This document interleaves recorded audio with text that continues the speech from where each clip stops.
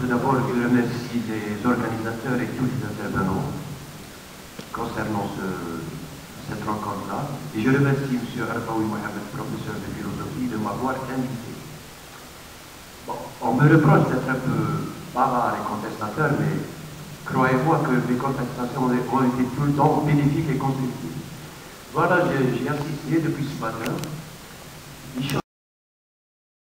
On parlait de personnes plus qu'on parlait de la vie. Parce que Belabès, je crois qu'elle n'était pas construite. Mais je parle de la région de Sidi Belabès. La région, elle était là depuis la création de la planète. Et avant que le maréchal Crozon, premier gouverneur du territoire algérien, fasse sa visite, il y avait déjà des habitants, les Bni Amr. Donc on commence par le commencement.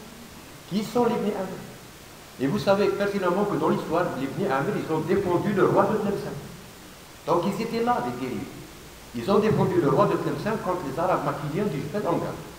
Les Bni Amr ont éliminé les deux émissaires qui ont été envoyés par le Bey d'Oran concernant le tribut. Les Bni Amr se sont alignés au camp d'Al-Qodot contre le Bey d'Oran et la bataille de Mazakah.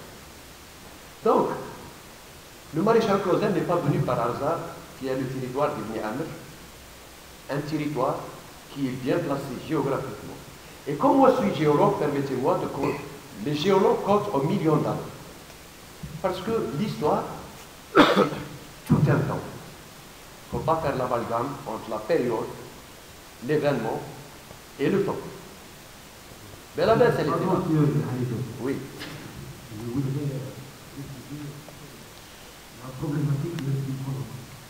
Ça concerne le 20e siècle. Donc, résumer votre 2013. L'amalgame des choses. Il faut habiller celui qui mérite. Donc, on ne peut pas exclure quelqu'un dans l'histoire. Si Napoléon III est venu, il est venu. Si Gaston Julia est né à Belabès, il est né à Belabès. Si Marcel Cerdan est né à Belabès, il est né à Belabès. Si Alain Mimoun était l'un des plus grands champions du monde et qui est de Belabès, il est de Belabès. S'il y avait le premier mouvement scout, il y avait le groupe ML, ça c'est des gens qui sont venus après des événements. C'est comme en géologie, lorsqu'il y a un cataclysme, où il y a un tsunami, il y a un changement de relief. Quand il y a un phénomène de transgression marine, il y a l'apparition de continents et la disparition. Donc, nous sommes en 2013, il ne faut plus avoir ces idées rétrogrades. Il faut aller vers l'avant et parler de Belabès culturellement, scientifiquement, économiquement, ethnologiquement et tout. Parce que des fois quand j'entends les Bni Amr sont venus du Maroc, ça me fait travailler la tête comment ils sont venus du Maroc. Ils étaient plus longs que là. Même Sidi Ben Abbas, parce que quand on parle de Sidi Ben Abbas Septi, Sidi Ben Abbas le Bouzidi.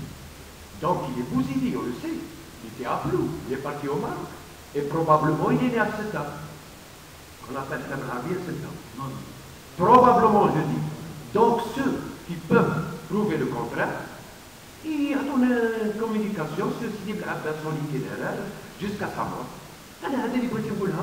Ou simplement parce qu'il y a un mouvement culturel de Sidi Ben Abbas, le groupe Amal, les Boursali, les Moussou, les Sergi, les Lourdi, les Betel, tous ces gens-là, ils ont les Saïm, tous les Bourdel, les Drissi, tous ces gens-là, ils ont contribué parce qu'il y avait cette culture-là qui les a favorisés à rentrer dans le milieu politique.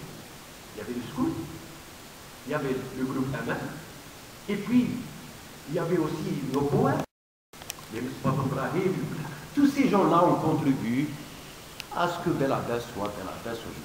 Donc, l'USMBA, les gens ils ont parlé de 51, je ne sais pas, alors que Belabès a été formé l'USMBA en 1933, grâce à Selem et grâce à Mami, et grâce aussi à des gens qui ne sont pas de la ville, Maurice Chakroun, Falcon, Bekouchement. Il y avait beaucoup de gens qui ont contribué. Donc il ne faut pas les éliminer, Ashabna. Nous sommes en 2013 et il faut aller vers l'avant. Symphonie, j'ai pris un peu. Salam alaikum.